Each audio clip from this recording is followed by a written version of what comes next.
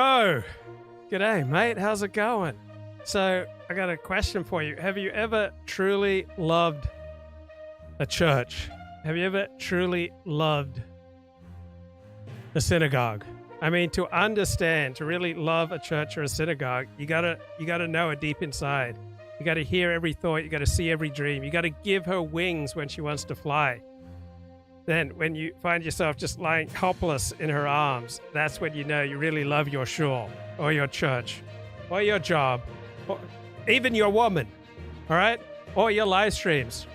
Remember when live streaming was the most exciting part of our lives? Like we'd get to come on here and have these fun, edgy conversations that you just couldn't have in real life. Do you know what it's like, bro, to really, truly love a live stream?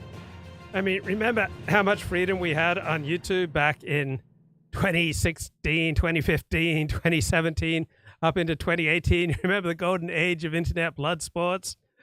I mean, when you'd look forward to coming home and, checking out the latest debates on YouTube, and we had freedom of speech, and we had all sorts of diverse people. We had Muslims and Jews and atheists and Nazis, like all talking to each other. I mean, do you know what it's like to truly love a live stream? I mean, when you really love a live stream, right, you tell her that she's really wanted, right? When you love a woman or a church or a synagogue or a job, right, or a community or a friend, like you tell her that she's the one because she needs somebody to tell her that it's going to last forever. Like to really love a live stream, a church, a synagogue, a job, a community, a friend, right? You got to let her hold you because she knows she needs to be touched. You got to breathe her. You got to taste her. You got to feel her in your blood. And when you can see your unborn children in her eyes, that's when you know you really love your job or your woman or your synagogue or your church or your live stream. You got to give her some faith and hold her tight, little tenderness. You got to treat her right. But I've lived my life largely like a desperado. Right? I've been out riding fences for so long now, and I have not lived a normal life with a normal degree of connection. And so that song Desperado really speaks to me. Why don't you come to your senses? You've been out riding fences for so long now. Like, I love my freedom. I love the opportunity to come on here and say to 95% degree, what I truly believe, think, feel about the world around me. And I've made a lot of sacrifices to be able to create a platform for myself where I can speak freely on my blog, on my live streams. Oh, you're a hard one, but I know that you got your reasons. These things that are pleasing you can hurt you somehow. So I remember my father told me that if you get married, it's going to slow you down. And my father, before his second marriage, he told his future wife that, my work will always come first. So I grew up in a home where my father put his work first. And so my father was something of a desperado, and I've inherited kind of this tendency.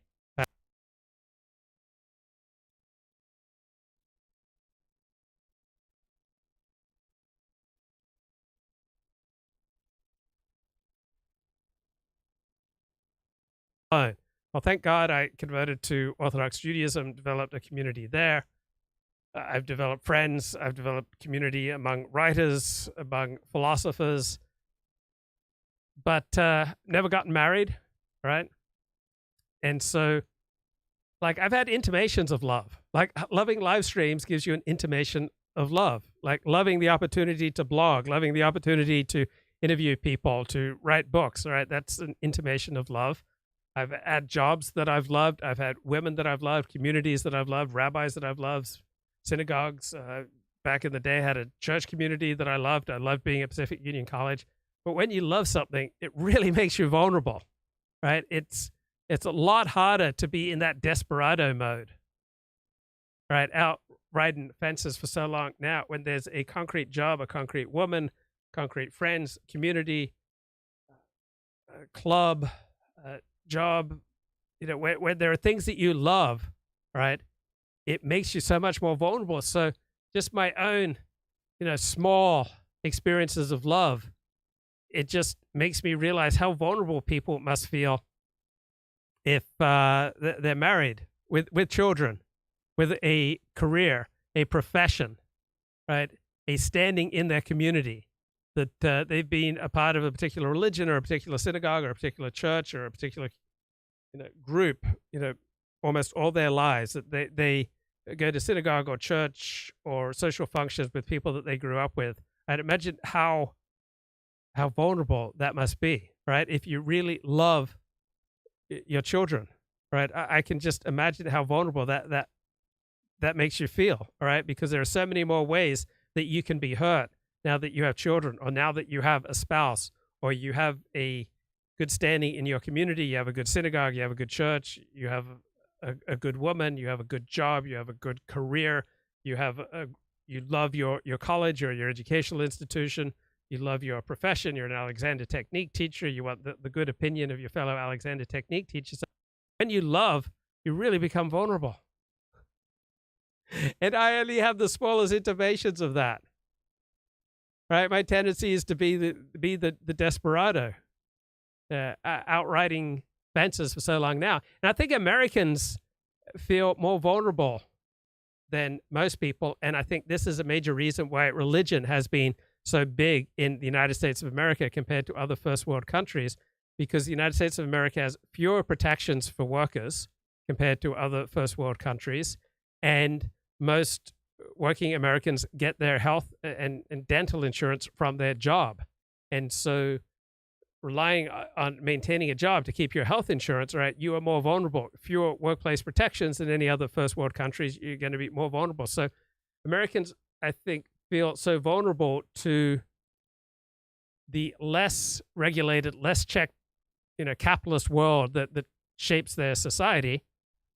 And so in this hum of competition for ever more efficiency and the ruthlessness of capitalism in America and the lack of worker protections. And I'm not saying any of this is a bad thing, but just the nature of this ruthless mode of living in America, where people are constantly moving to go after a new job, where it's the most individualist of any major country of which I'm aware, where the ethos is to pursue the American dream and to become great, rather than in Australia or England or Japan, the ethos is to make your family proud and to be connected to your mates, right? Mateship is the ruling ethos in Australia and in England, right? These are societies created around fairness.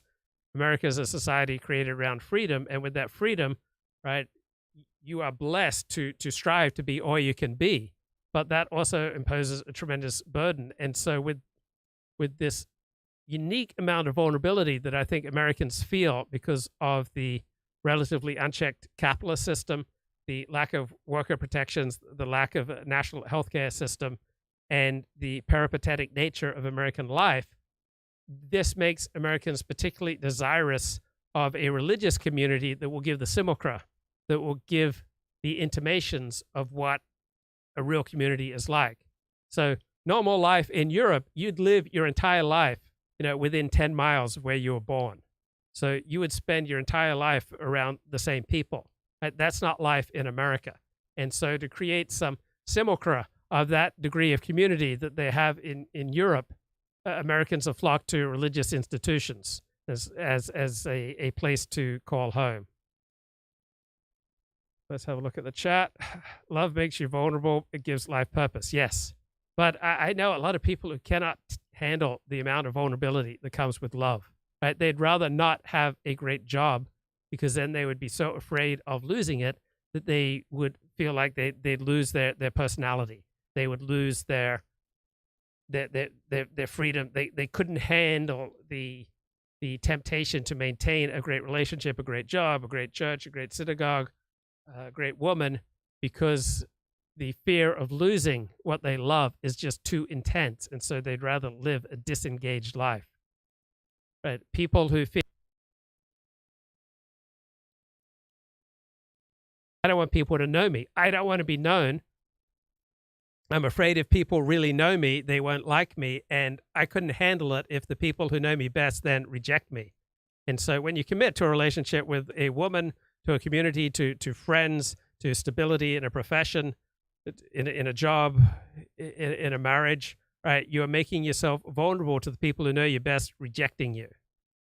And so Imagine that you get divorced, or you get fired, or your community turns its back on you. Just think about how incredibly painful that must be. So another thing that's been prompting these thoughts is I just listened to The Counselor. I listened to it as an audiobook. I also watched the movie. It's a Cormac McCarthy screenplay, and it's chilling.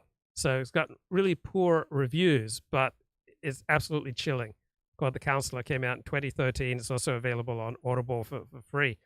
Men are attracted to flawed women, but their illusion is that they can fix them. Women don't want to fix anything. They only want to be entertained. The truth about women is you can do anything to them except bore them. And there's another line here. Are you really that cold? And Malkina, the wicked woman in this movie, she says, the truth has no temperature. I'm perfectly willing to believe that you have nothing to do with this, but I'm not the party you have to convince. Convince of what? That this is some sort of coincidence, because they, meaning the drug lords, they don't really believe in coincidences. They've heard of them. They've just never seen one. So in The Counselor, like an upstanding lawyer, right, needs to make a lot of money to fund his new wedding and his new lifestyle. And so he does some dirty deeds that come back to haunt him. And then Jefe talks about a great Mexican poet. Machado would trade every word, every poem, every verse he ever wrote for one more hour with his beloved. Because when it comes to grief, the normal rules of exchange do not apply, because grief transcends value. Man would give entire nations to lift grief off his heart, and yet you cannot buy anything with grief, because grief is worthless. Why are you telling me this? Because you continue to deny the reality of the world that you're in. There's so many people that I'm around, and that must include me much of the time, we deny the reality that we live in. Do you love your wife so completely that you would exchange places with her upon the torture wheel? Yes, yes. Well, that's good to hear. Life is not going to take you back. You are the world you have created. So I am 57, right? I have chosen paths, and I can't go back, right? The world is not going to take me back. Life is not going to take me back. I am living the life that I have created. Now, I love the life that I have created, but it's come with some downsides. When you cease to exist, this world that you have created will also cease to exist.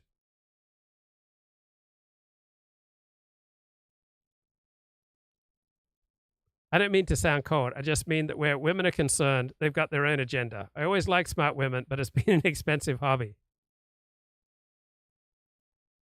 So many chilling lines. Here's a good one. I would urge you to see the truth of the situation that you are in, counselor. That is my advice.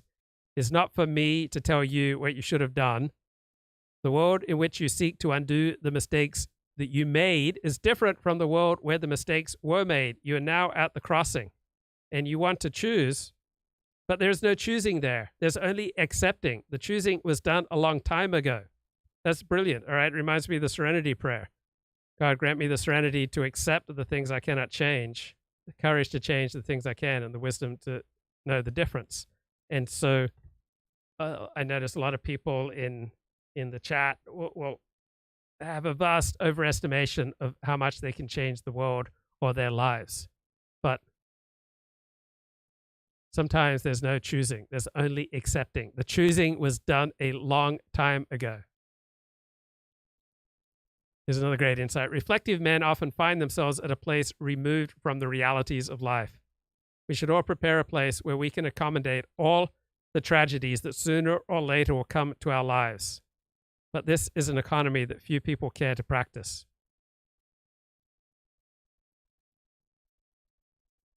And the counselor says to the diamond dealer, I want to give her something she would be comfortable wearing. I don't want to give her a diamond so big she'd be afraid to wear it.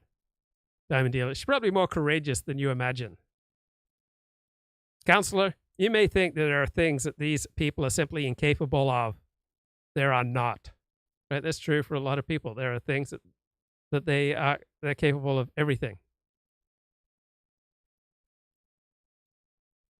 Your definition of a friend is someone who will die for you, then you don't have any friends. And another great insight, right? One of my sayings that is perhaps most spread around the internet is that everything we do affects other people. right? If you look at porn in the privacy of your own home, that's going to affect you and affect other people. Everything we do, if you exercise or don't exercise, how you eat or drink, what you consume on YouTube or on TV, the books you read, the music you listen to, everything you do affects other people. And so here's a great insight. It's not that you're going down. So if you choose to ruin your life, problem is not so much that you're going down, it's what you're taking down with you. And if you're a chronic underowner, a chronic addict of some kind, it's not so much that you're going down necessarily, it's what you're taking down with you, and that's everyone who cares about you. Greed really takes you to the edge, doesn't it? That's not what greed does. That's what greed is. Have you ever seen a snuff film? No, why would I? You might want to think about that the next time you do a line of coke. And then last lines in a movie.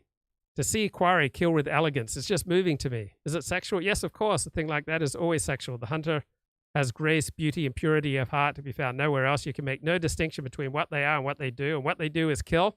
We are another matter. It is our faintness of heart that has driven us to the edge of ruin.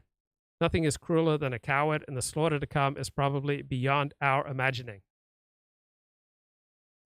So, talking about the movie The Counselor. Guys, it is so crazy to me that this film exists to begin with. I mean, Ridley Scott, we all know he's had some duds, but he's also made more really, really good movies than like 99.9% of the world's other directors. And then Cormac fucking McCarthy on the script, plus you have a ridiculous number of talented and attractive people sharing the screen. Like, on paper, this should have been another No Country for Old Men, a slam dunk that absolutely slaughtered at the Oscars. But it did not do that, because it's not an amazing movie. And I am not the first guy here in the world to come to that conclusion, but I do disagree with some of the more specific positions held by a lot of the film's critics, even if we arrive at similar opinions generally. So I think it's worth digging into in that schizophrenic style you've all come to expect. So let's summarize the film briefly, and there will be rampant spoilers from this point on, so if you care, then goodbye, and I love you. The titular character here, known to us only as, that's right, the Counselor, played by fucking Magneto, is a smart, charming, delusional, and shitty guy with a hot girlfriend. Scratch that, hot fiancé. And all we really know about the fiancé is that she's a sweet, honest, mostly innocent Catholic, and she is the only person that's even remotely non-shitty in the entire film. The Counselor has been involved in the crime world for some time by the time the film starts, both as the legal representative for a high-ranking cartel mommy and the business partner of shady club owners and drug runners. Javier Bardem, which most viewers will immediately recognize as Grumpy Coin Man, call it, plays the fun-loving club owner and money launderer who is Counselor's closest confidant, while his new girlfriend Cameron Diaz, in the least surprising twist in cinema history, plays the fucking bad guy. Well, there's a lot of bad guys, but she's like the key mastermind one, and I don't think that reveal is meant to be surprising. To be clear, it's just kind of funny. Anyway, Counselor has been thinking he needs a major influx of cash to fund his new business ventures and upcoming wedding costs, so he decides to take a brief active role in a massive drug smuggling operation. Right, so this is written by Cormac McCarthy, just absolutely chilling. Right, I saw something in the news yesterday that caught my attention. The Rolling Stone said the Trump White House was awash in speed. And what was the basis they said that? Because modafinil was easily available. Now, modafinil not only is not speed, not a methamphetamine, it's not even a stimulant. So they got that totally wrong. It also has the lowest level of restriction for a prescription medication. It has no street value. It's not addictive. To say that the Trump White House was awash in speed because modafinil was easily available is absolutely absurd. But Rolling Stone wants to use it as just another opportunity to bash Trump. If you ever looked at the actions of the Trump White House and wondered, are they on drugs? Well, the answer was in some cases, yes, absolutely yes. Bro, I've been on modafinil for a decade now, right? I've never been happier, never been more effective, right? Got a life that works. So for most people, there's just absolutely no downside to taking modafinil. It's been around for decades. It's not like it's some newfangled medication. It's very different from Adderall. So I've done both Adderall and modafinil. So Adderall is methamphetamine. It is a legal form of speed. And if you have ADHD, then it may well be the prescribed medication and may well, completely change your life. It may enable you to lead a normal life, to do an honest day's work, to be much easier to be around, to be much more effective, and to not be flying off the handle and damaging other people with your ADHD. So Adderall, yeah, that's speed. That's methamphetamine. But the article is not about the Trump White House being awash in Adderall. It's about the Trump White House being awash in modafinil, which is a long, long way from speed. Okay, I want to play a little bit more on The Counselor. I recommend this movie. In exchange for a 7-figure payout. This brings him to several discussions with Brad Pitt in a cowboy hat, a fellow drug runner who warns Counselor he should probably back out while he can. Counselor does not. Anyway, remember that cartel mommy we mentioned earlier? Counselor makes the seemingly innocuous gesture of bailing her drug-running son out of jail because he's such a nice guy, and then the kid is almost immediately murdered.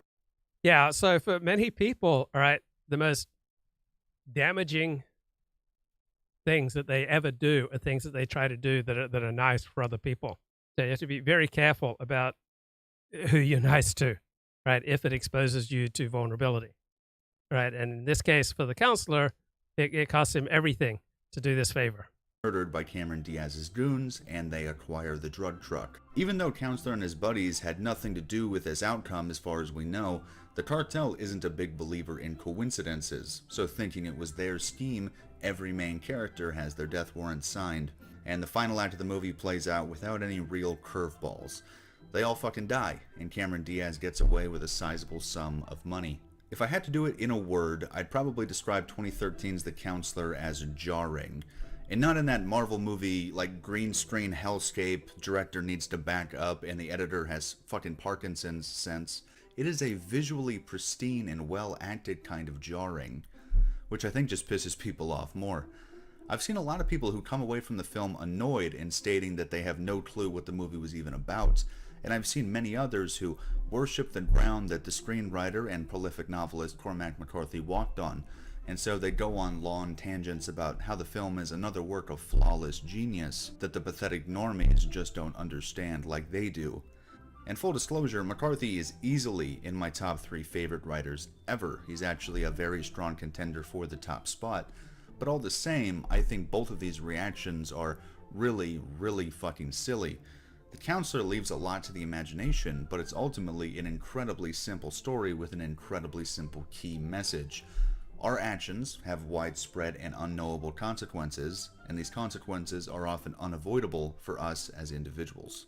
When I read between the lines, one of the things that people seem to really dislike about the film is the inactive lead cast, meaning that the story is not consistently driven by what the main characters choose to do. It's instead content with showing us how they react to the situations which are forced upon them. Yeah, so situation is often the boss, right? You're not the boss. Your boss isn't the boss. Your mother and father aren't the boss. All right, Joe Biden, Donald Trump aren't the boss. Frequently, the situation's the boss. All right, there are many, many situations that we will pass through that will have far more influence on our behavior and on how we think and feel than anything inherent and special about us. So I have that natural human tendency that I can overcome anything in any situation, but the reality is situation consistently kicks my ass, right? Towards the end of the day, I can become quite impatient and irritable. There's definitely some small iteration of this storytelling approach or the themes that it suggests in most of McCarthy's works, but it is turned up to 11 here with a cast that feels entirely helpless. I, more than anything, am immediately reminded of McCarthy's 1968 novel Outer Dark, and I'm not just invoking his most obscure work to prove that I'm a fucking hipster dork. I do so because The Counselor, for me, feels like a very surprising callback to that spry, young 1960s McCarthy with some of his more contemporary fascinations thrown in. I won't waste much of your time describing this weird Appalachian nightmare, other than to tell you that the structure of the story is strikingly similar to The Counselor, despite the actual content being entirely different. Before the novel even opens, our two lead characters, Rinthi and Kola, have already made their key inciting decision, and that is to conceive a child through some not very epic means, seeing Yeah, I just started listening to the Audible version of this book. It's also available for free if you got an Audible subscription. Is how their siblings. Then, almost immediately, Kola, the brother, makes their second and final inciting decision by attempting to abandon their child in the forest. After this point, neither character will play an active role in the things that happen to them, nor many of those around them. Violence and chaos and horror will follow them with no further explanation until each is brought to their somber conclusion. It is a brilliant novel that I encourage you to check out if McCarthy's style doesn't bother you. But anyhow, Cormac had really turned away from that mode of storytelling by the time his next novel came out, and I didn't think he'd ever go back. As a guy who always kind of... And the chat says, how on earth can I say that Elliott Blatt, of all people, is not complex? Well, the reason I said that he was not complex and he was just a simple fellow was the situation. I just wanted to have a laugh. And so frequently people will do things to amuse themselves that are not literally true. So in my life and in my relationship, but in particular, like a lot of my girlfriends said, you're very literal. And I'm not, going for the gestalt of things, right? You have to understand the gestalt of things. So if I say, Elliott Blatt is a simple man in a particular context, it's because I want to have a laugh. It's not because that's what I truly believe about Elliott Blatt, right? The most precious things in my life, generally speaking, I keep off this show. So I enjoy this show. I love doing this show. It's an important part of my life. But I have a whole world outside of this show that I protect, and I'm not gonna soil this show by intimate disclosures about Elliott Blatt. felt like Outer Dark was... Oh, speaking of intimate disclosures, I remember once I had this gay teacher. And this wasn't that long ago.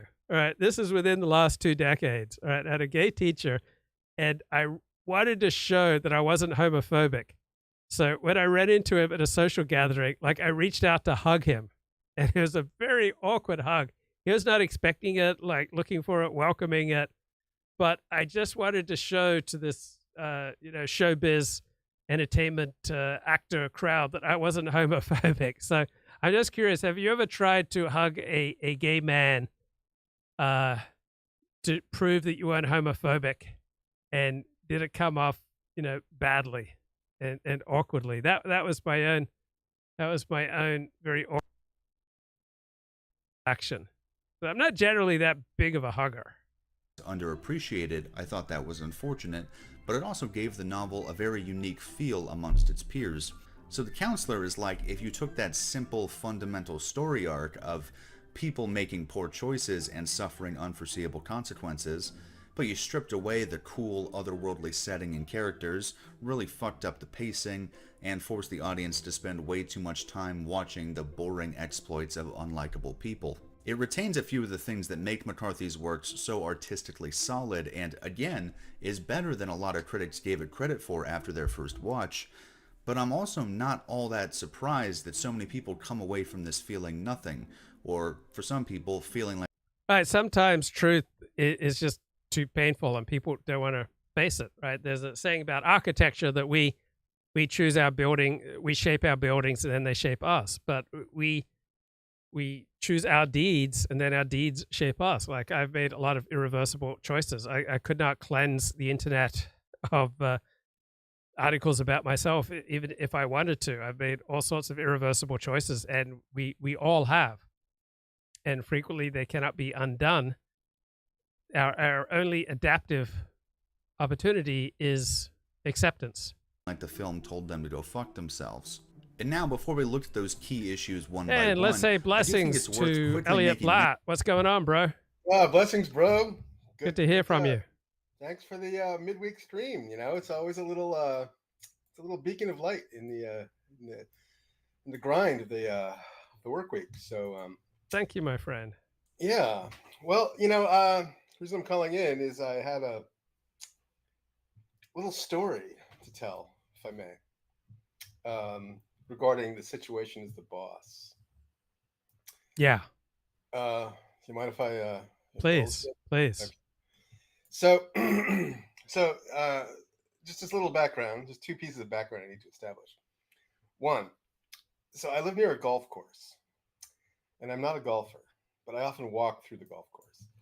And then one day, walking through the golf course, I came upon a discarded 9-iron that seems to have been pitched in anger by a frustrated golfer. And I just sort of found it in the brush. And, why not? I just picked it up and took it home. So I've always had this stray 9-iron in my apartment, which really made no sense. It was just then I sort of convinced myself that it was sort of a, little security device. Should my apartment be broken into, I'd have something to wield off a, would-be attacker. But it was sort of just this thing, this appurtenance that I had laying around. That's background item number one. Background item number two, which I've spoken about before with you, is this little dust up I had with my landlord about 5 months ago. And just to briefly recap, my landlord, so my apartment got infested with fleas. And my cats seemed to like to be outside the apartment to be away from the fleas. So they would like scamper away if I'd open the door. So it got to be this cat and mouse game, pardon the pun, of me trying to wrangle my cats in and then sort of do this whilst trying to conduct, the skeleton of, a professional life at the same time. So this sort of annoyance was going on in the background. So at one point, one of my cats sort of befouled the hallway, and this created a lot of consternation amongst the fellow tenants who complained to the landlord. And then this woman sort of hates me because she's just kind of inveterately miserable, and I have sort of a cheerful disposition, and these types of people like to seek revenge and take exact a punishment upon me because I'm sort of the class clown, as it were. So anyway, we developed this antagonistic relationship, and she finally took legal action against me and posted this warning on me and pasted it on my apartment door. And I saw this, and it was so off-putting and shocking to see like a legal document taped to your door. Have you ever had this experience, Luke? No. No. Well, I hope you never have to, because it's incredibly disconcerting. And I saw this, and I was so mad at her. I rarely get this angry at anybody, but I was so like incensed at her. So mad at her. You were coming back to your apartment 100 times if you had to. Exactly. They don't do that to fucking me, Luke. Nobody does that to me. When she looks up in the sky, a face like yours is looking down at her. Yeah. So I'm so mad at her. I can't even sit still. I can't lay down. All I can do is sort of pace around my apartment, holding that golf club and imagining myself just bashing her face in with this fucking golf club. Oh, God. Oh, whoa. In Minecraft. In Minecraft. Yeah, not that you'd ever, Not that I ever do that. Disavow, yeah. I was so angry at her, right? Yeah. And I needed a way to express my anger, and I couldn't, because every time I would think about it, I would just get overwrought with these feelings of just rage and violence, Mm-hmm. So eventually I calmed down to some degree and realized the legal threat was just sort of meant to scare me. It didn't really have any teeth. It was just her way of sort of, showing her fangs and so forth. But I still needed to punish her somehow. I still hated her guts in a deep, powerful way. And so I elected on the silent treatment. I was just going to simply completely ice her down and not talk to her, not make eye contact her. I was just going to completely give her the silent treatment and just let her twist and suffer. This is the rather admittedly very passive aggressive approach that I took. And I did this. I followed through on this. I would see her in the hallway, and I would just walk right by her and pretend she didn't exist. And, I did this for a month or two. And then we have a conversation and then you said this was a bit extreme, and I decided I would temper back on that, and I would make eye contact, and maybe do a few pleasantries here and there when I would see her, and things just kind of tapered down a little bit. I was able to sort of finally, after several months, put this whole experience in context. So then, fast forward to yesterday, and it's a feature. My apartment door has this very peculiar lock, and the key that I have for that lock doesn't work always. And and I never really lock my apartment door. But yesterday, whilst cleaning, I'm doing a lot of cleaning in the apartment. I sort of flicked the latch on the lock in just such a way that it locked behind me, and it locked me out of the apartment. So yesterday, about like at 5 p.m., I found myself locked out of the apartment.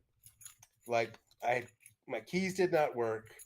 I'm on one side of the apartment door. The rest of my life is on the other side, the good side, shall we say. And I was completely frozen out of my apartment. Have you ever locked yourself out of your apartment, Luke? I've had that experience. Yeah, it's an awful experience. Oh, it's grim. It's the grisly. worst feeling. Oh, Yeah. And so there's really only one recourse, right? I've got to call her. I have to call my landlord. Oh wait, is your landlord the one that you're talking about? Yes. Who put the notice on? Oh, sorry. Okay, I. All right. So now the shoe's on the other foot. Yeah. She's got me by my grapefruit-sized balls, Luke. She's got her little mitts on them, and she's squeezing. My fate is completely in her hands at this point, and I have to lower myself, and then humbly, I have to beat back the waves of nausea that I feel about this. Mm-hmm. I have to call her up and grovel like a little fucking, orphan, and say, "Oh, please, may I borrow your master key so I can get my apartment?" I had to do this, and I knew how much fucking pleasure this would give her, this sadistic pleasure this would give her. And nevertheless, it was either me subject myself to this or live the rest of my life in the hallway. It was a really unpleasant choice. So what happened? How did it go? So I call her up and I say, "Hi, it's Elliott. I've locked myself out of the apartment. Do you think I could swing by and pick up the master key and let myself back in, and then I'll bring you back the master key, and etc." And she says, "No." "If you want." Now she's quite old now, and "You can come pick me up and bring me to the apartment, and then I'll bring the key up, and then I'll let you back in." Which is like, I thought it was just to torture me that she did this, but she's totally governed by policy, and so one of the policies is to never give out the master key, right? Yes. So she needed to maintain possession of the master key. So fair enough. So I drove 23 blocks to her place, waited outside. She came outside. She gets in my car, which is amazing. And she gets in my car, and then we drive back. And so here I am driving my car, and then besmirching my leather upholstery is this woman who 4 months ago I wanted to beat to a bloody pulp. And nevertheless, I'm like making all kinds of small talk, all kinds of pleasantries, talking about, how to make borscht, and just pretending like nothing happened. You know why, Luke? The situation. The situation, Luke. The situation had changed. Yeah. And the situation is the boss, Luke. Yes. And so I drove back to my apartment, back up the stairs. She takes out the key, unlocks the door. I get back into the apartment. But then I got to drive her back to her house, 23 blocks back to her place, drop her off at her place, and then 23 blocks back to my place. And then this whole rigmarole basically took 3 hours, all for me to learn a painful lesson. Wait, what was the painful lesson? A, to be more attentive. B, that you need to humble yourself sometimes. You need to watch your anger. You can't, I don't know what the best, the situation's the boss, Luke. That's the lesson. That's the painful lesson. Yeah, and another one is you really want to have the best possible relations you can with everybody. Yeah, you do. Because you never know. You just never know. Like, have you ever had your back go out on you so that you can't stand up? That used to happen to me like in my early 20s, and then Okay, amazingly well, stopped you've had happening. it happen, but so you know how vulnerable you become if your back goes out. Yes, absolutely. And you never know necessarily when that's going to happen, or when you have a stroke and you're lying there on the ground. Yeah, but you know, I've had similar situations happen to me in the past where circumstances have thrust me into a situation where I needed to be humble and penitent and apologetic, you know? Mm-hmm. And it's sort of like a movie script. It's kind of like these types of situations are kind of a staple of sitcoms, you know, Yes. where there's these like a Larry David, like a Curb Your Enthusiasm type of thing, where he always sort of meets some sort of comeuppance for his Yes. arrogance, Yes. you know. And this was one of those things, and I basically had structured my life to try to avoid this and try to keep a lid or try to sort of temper my propensity for being arrogant and cruel in my speech. Well, you're also a desperado. I mean, you don't seem to have that many, intense vulnerabilities because you love somebody so much. No, I don't. I try to avoid people, Luke, because they end up hurting me, Luke. I I let mean, them get close. do you remember the last time you had a job you loved so much that it hurt, and the vulnerability of having something that you loved hurt you? A job, as in a job. A job. Have you ever had a job that you loved, and you loved it so intensely that you felt incredibly vulnerable? Because when you love, you Yes. become Well, I had a vulnerable. job that I've liked, and I liked the money. You know. I mean, remember the joy of live streams. Remember the joy of the I live do, streamings, the blood sport era. Remember how much you loved that, and I dude. loved that, and then it got taken away. It was like oxygen itself.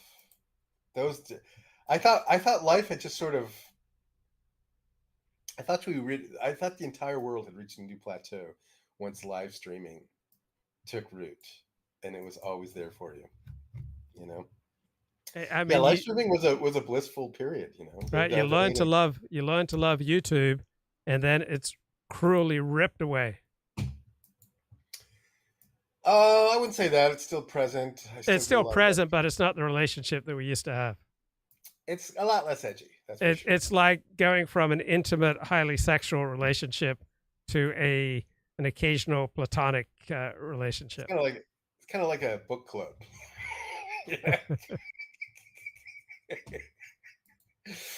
There was something else I wanted to mention, but it slipped my mind. What do you think about my overarching topic that when you really love something, it makes you incredibly vulnerable, and neither you nor I, to the best of my knowledge, have been married or have kids, but we know what it's like to love something, even if it's just like YouTube live streaming, and then the ties that bind, bro. It's the ties that bind.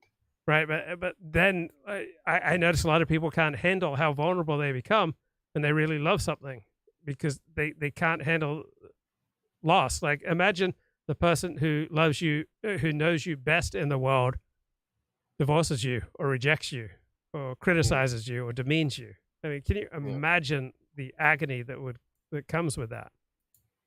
No, I felt that. Yeah, for sure. And so have you partly designed your life to minimize your vulnerability by cutting back on deep love? Have I designed my life that way? I haven't designed my life that way. I've It just grown turned out that exasperated. way. I've grown exasperated with the quality of the relationships that I have that are given to me, you know, and they've become so like dissatisfying that I've ceased seeing value in them.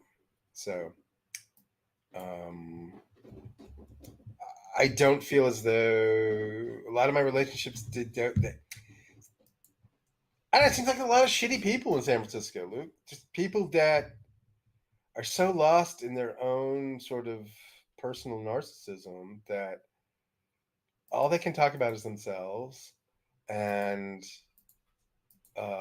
just sort of weird, empty political virtue signaling and shit like that. That I just lose interest. It's just not. It's not like I'm making a explicit decision to reject this. It's just you you put your hand on a hot stove and it gets burnt once. That's a mistake. But if you keep doing it, that's your problem. You have a very strange compulsion. I've got friends who, whenever anything happens in the world, it just confirms for them that everything's effed.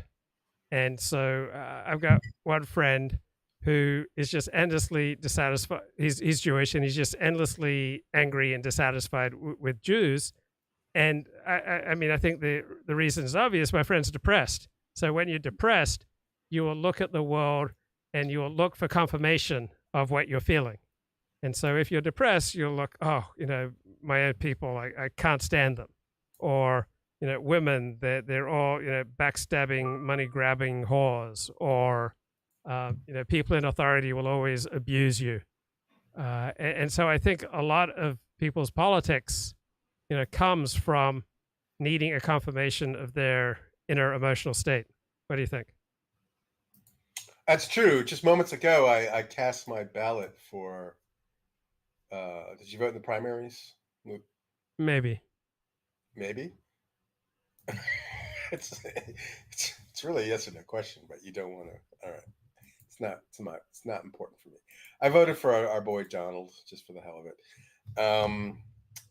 Yes, my politics haven't changed, but my interest in the political skirmish has diminished, and I do see the outcome of elections as quasi meaningless, but nevertheless fun to talk about. But it's not an all-consuming passion the way it was 4 years ago, where I thought it actually did make a difference. What about the idea that if you're depressed, you will need to see events going on around you in the news confirming your depression? Like, could you imagine someone who's depressed and then rejoicing in what's going on in the news? That's absolutely a dynamic that's real. It's something to be cognizant of. It's something that I am aware of. Something I probably used to engage in. I'm totally aware of that dynamic. I don't believe I engage in it anymore. And I try to, lately, my focus has been on A, walking, but B, while walking, sort of quasi meditating on greatness and personal greatness, not like Richard Spencer, sort of Alexander the Great greatness. I'm talking about like just personal excellence and like refining my own personality, my character, and my skills. And so, what are some specifics of that? I I'm trying to be less opinionated and open to the present. I'm trying to be aware of my emotional biases and trying to see what's objectively true that's not, buffeted by the winds of my own emotional subjectivity, if that makes any sense. And just I'm trying to align myself with what is true and straight and direct and honest, right? And get away from my sort of kind of surreptitious, angle shooting, calculating personality that is certainly latent in my. See what I'm saying? I'm trying to be more forthright, is what I'm trying to do. I'm trying to be more upright and forthright and less snarky, because I do have a strong gravity towards the snark.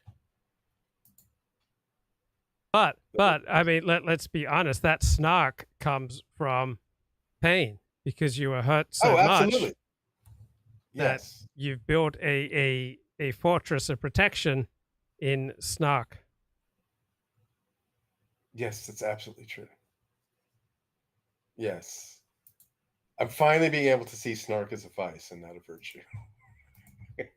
I remember I had a therapist who, after I explained my brilliant defense systems to him, how I could keep myself safe in an unsafe world, he said to me, "What if you could only heal if you put down your weapons?" It's a powerful point. Elliott, what if you could only heal if you put down your weapons? It's thoughtful, Luke.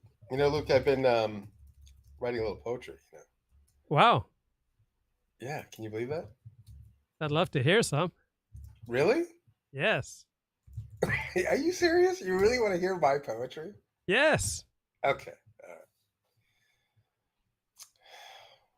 Here we go. Mama told me when I was young, "Come sit beside me, my only son, and listen closely to what I say. And if you do this, it'll help you some sunny day." Oh, yeah. Oh, take your time. Don't live too fast. Troubles will come, and they will pass. You'll find a woman, yeah, and you'll find love. And don't forget, son, there's someone up above. And be a simple kind of man. Oh, be something you love and understand. Baby, be a simple kind of man. And won't you do this for me, son, if you can? That'd make a great song, bro. Don't you think? Don't you think, bro? I had girlfriends who'd get mad at me when I quoted too many lyrics because I would do it as a way to fend off real intimacy. Yes. I mean, So it's been alleged out there recognize. that I'm a simpleton, Luke. You know what I'm saying? There's word on the street that I'm just a simple kind of man. Can you believe that? Oh, yeah, that's right. That's what I said. That's right. I said that on Sunday. I forgot. You said that 20 minutes ago. Oh, I said that 20 minutes ago. Whoops. Because Kamadov in the chat wants to talk about, how you're avuncular, conscientious, compassionate, and a proper New England gentleman one moment, and then an adolescent edgelord another. Yes, I am dualistic, bro. I'm like Six Hexenhammer. I got my dark side.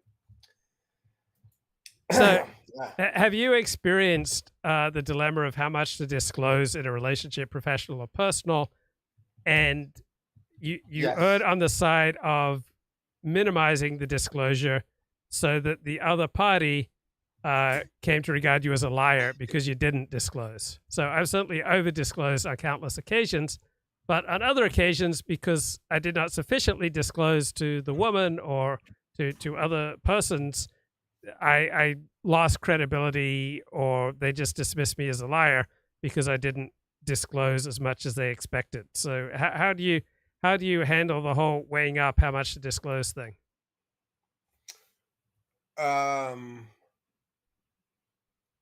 Less is more. I try to, and this is probably to a fault, but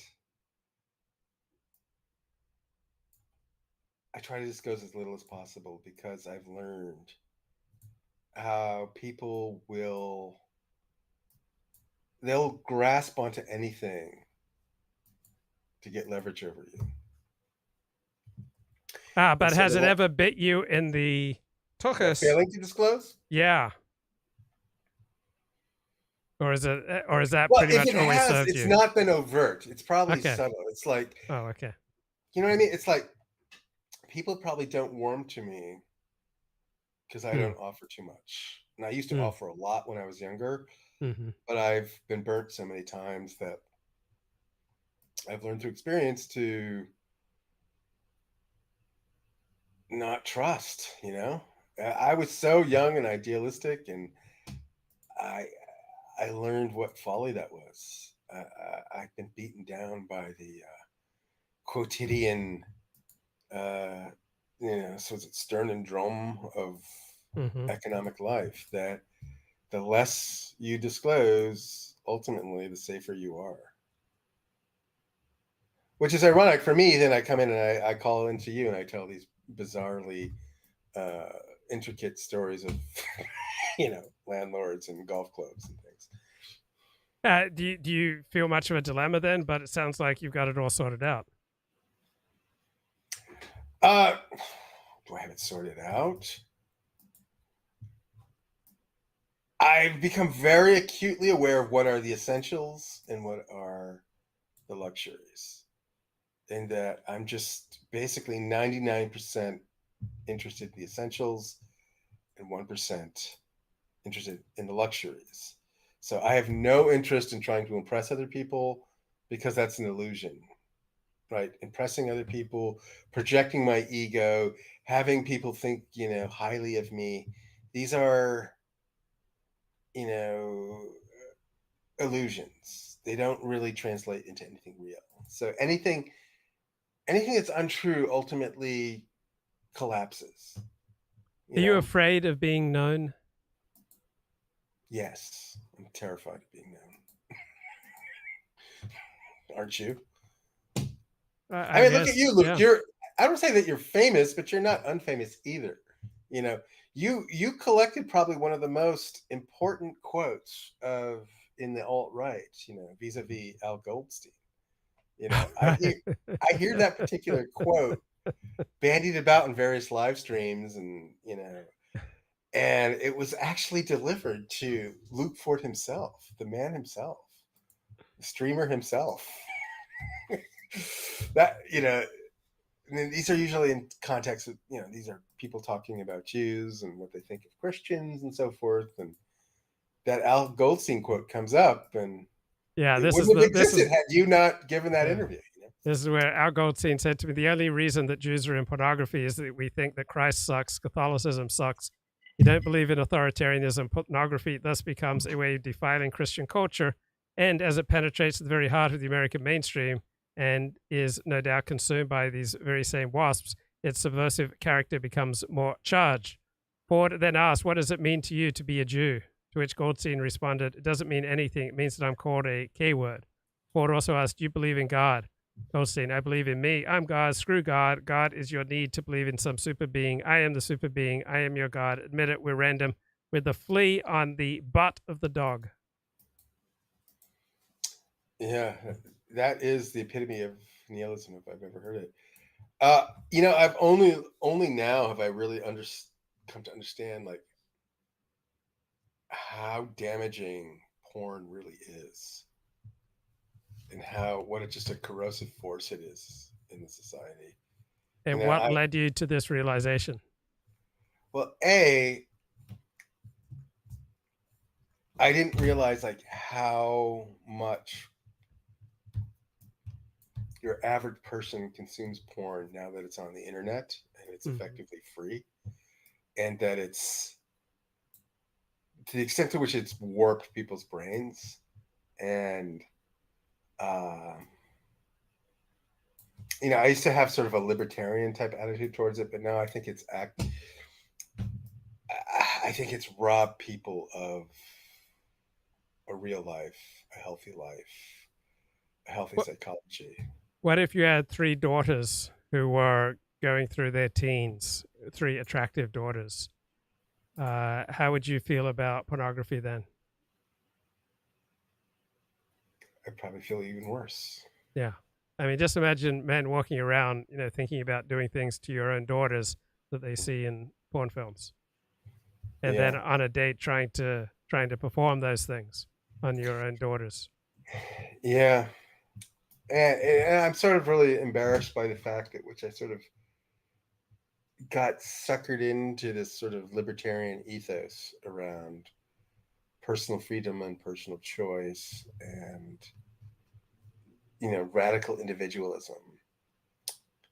And it was like I was never really a part of that crowd, but I was, I don't know, I sort of acquiesced to it in a way that I'm sort of embarrassed by. Yeah, well, of course, me too. Okay, bro, good to talk to you. All right. Yeah, talk soon. All right, thanks. All right, talk to you soon. All right, bye. Bye. From Decoding the Guru. You see what it does and how it works. And yeah, anyway, I'm just agreeing with Sean here that I think it is totally legitimate for not just maths and engineering geeks to have opinions about it. I think it's good that people like Sean Carroll have opinions as well. I think we are often misunderstood on this point as well. And I'll have something to say about it, but I think it would be better to play the second clip because Sean Carroll makes some of the points that I will more eloquently. It's weird to me because I get completely misunderstood about this. So I might as well make it clear. I am not someone who has ever said, if you're not an expert in physics, then shut up and don't talk about it. Okay? I think that everybody should have opinions about everything. I think that non-physicists should have opinions about physics. Non-computer scientists should have opinions about AI. Everyone should have opinions about religion and politics and movies and all of those things. The point is, you should calibrate your opinions to your level of expertise, okay? So you can have opinions, but if you're not very knowledgeable about an area, then just don't hold those opinions too firmly. Be willing to change your mind about them. I have opinions about AI and the way in which it is currently thinking or operating, but I'm very willing to change my mind if someone tells me why I am wrong, especially if everyone tells me the same thing.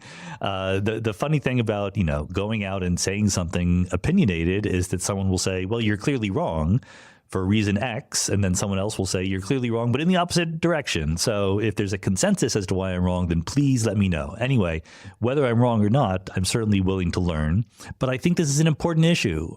Yeah. He says it well. He puts it well. Hard agree. It's a nuanced point though, isn't it, Chris? Because it's about, like you said, calibrating your opinion and being flexible with it. And just having an appreciation of the stuff that you don't know about a topic. Like, let's take a different example, like the origins of COVID. You and I have opinions about it. And It's not just purely like, oh, well, these guys with a lot of expertise said X, so that's what we think. Yes, that is an important part of it. But as well as that, there is like a level, like you and I cannot judge these genomic assays and figure out those things, right? We don't try. Yep. We relegate that kind of thing to people that know how to do it. But at a different level, we can sort of factor in a bunch of, I don't know, maybe more nebulous type probabilities and things. We know how to do literature reviews and to assess scientific debates around topics. A lot of academics in general do know how to do that. There's varying degrees of ability to it, and you might not be as good at assessing it when you're looking at different fields. But for example, if you were somebody that was generally interested in standards of evidence and the replication crisis and that kind of thing, I think you can get quite a good grasp of, what qualifies as stronger evidence, what looks like a consensus. And you can also get that without being a scientist by being engaged with things like climate change denial or various fringe theories, alternative medicine.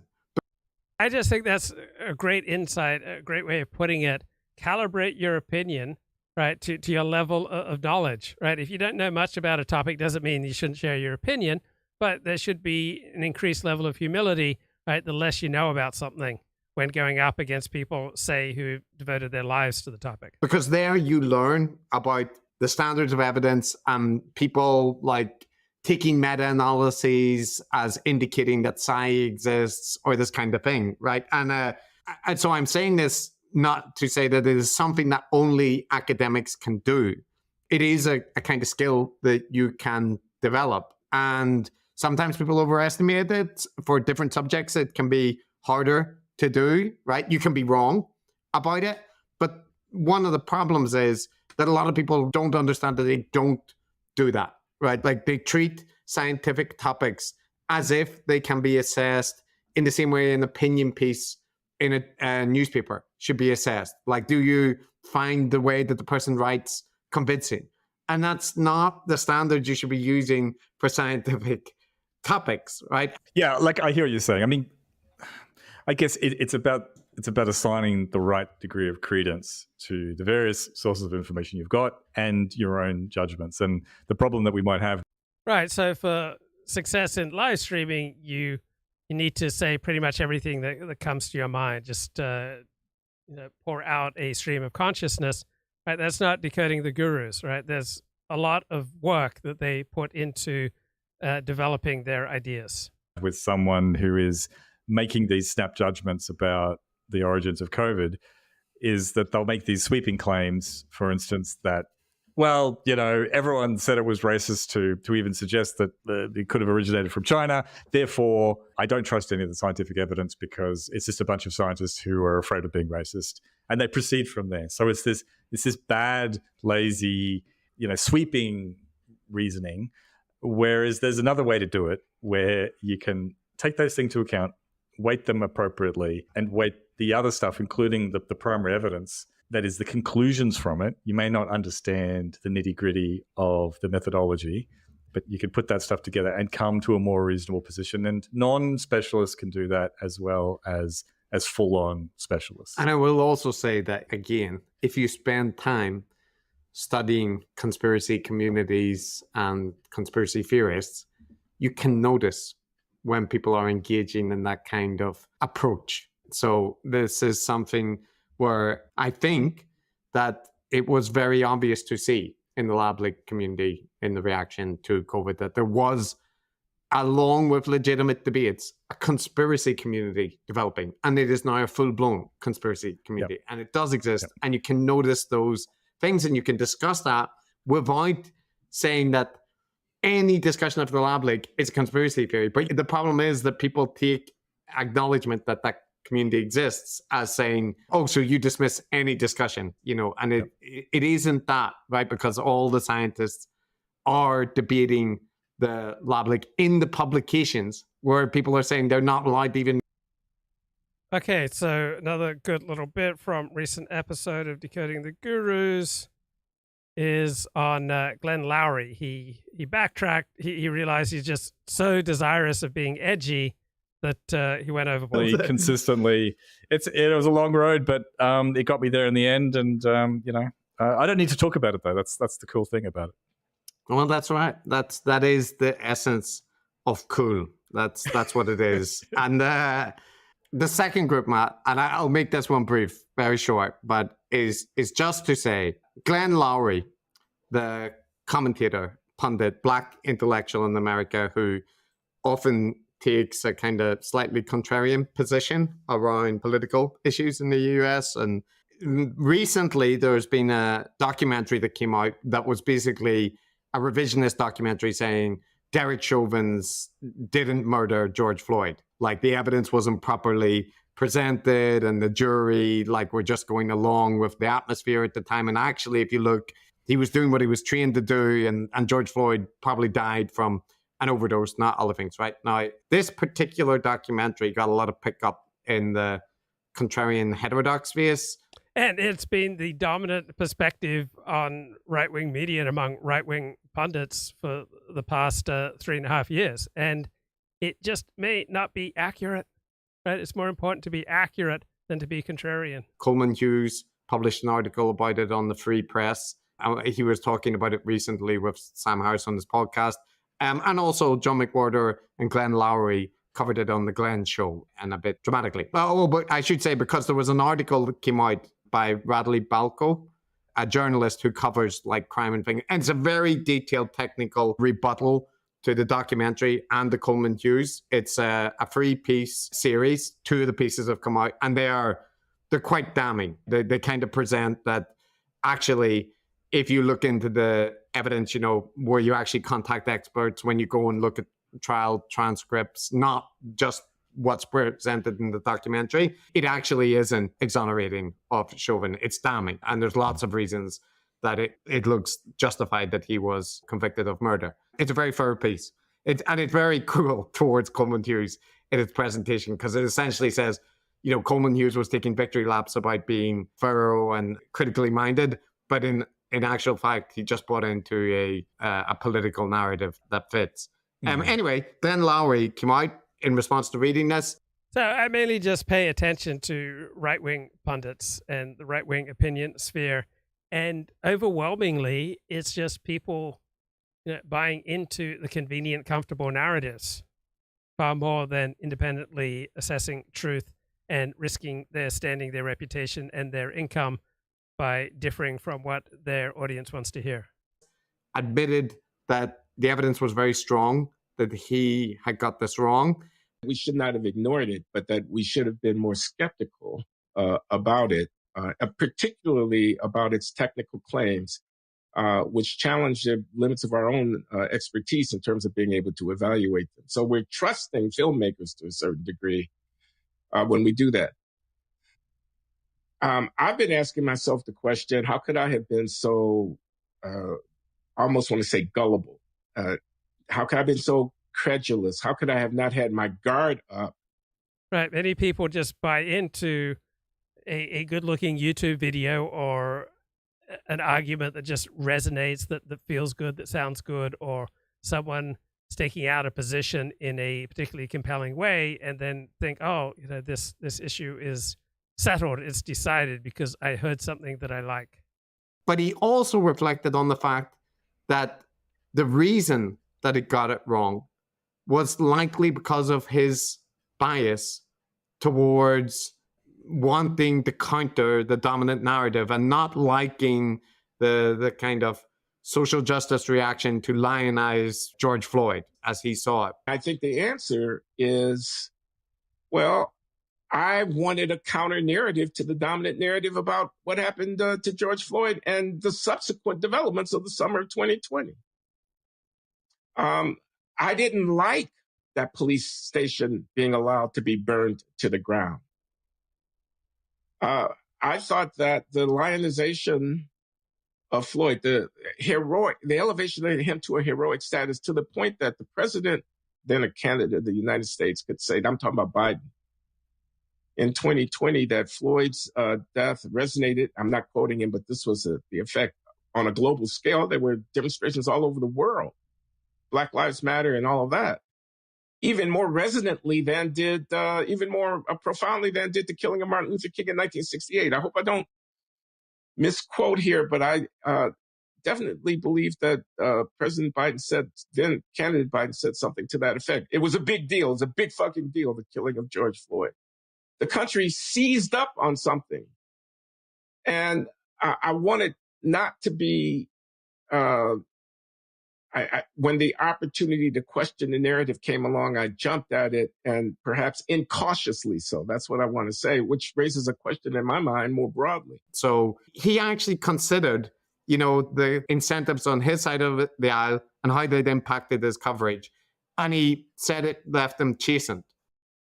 Being heterodox, being against the grain, anti-woke, being the black guy who said the thing that black guys are not supposed to say, you can inhabit that persona to such an extent that your judgment is undermined by it.